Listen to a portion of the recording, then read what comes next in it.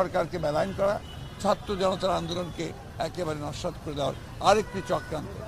খুবই দুর্ভাগ্যজনক যে এত হত্যা, এত নির্যাতন, এত নিপীড়ন এবং এতগুলো ছাত্রীকে হত্যা করা, শিশুকে হত্যা করার পরেও সেই দলটি আবারও তারা বিভিন্ন রকমভাবে কথা বলছে যা বাংলাদেশের মানুষের স্বার্থের বিরুদ্ধে।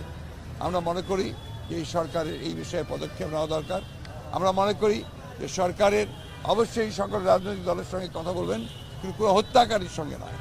যারা ছাত্রদের হত্যা করেছে, যারা শিশুদের হত্যা করেছে, যারা রাজনৈতিক নেতাদেরকে হত্যা করেছে, তাদের বিরুদ্ধে জনগণ আছে এবং এই ব্যাপারে তাদেরকে সর্বাত্মক কোনো ব্যবস্থা নিতে গেলে সরকারকে আমরা অবশ্যই সহযোগিতা করব।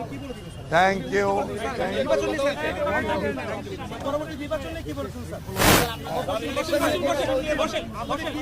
আমরা একটা কথা বলি, নির্বাচন নিয়ে আমরা কোনো কথা বলিনি, কারণ আমরা বলেছি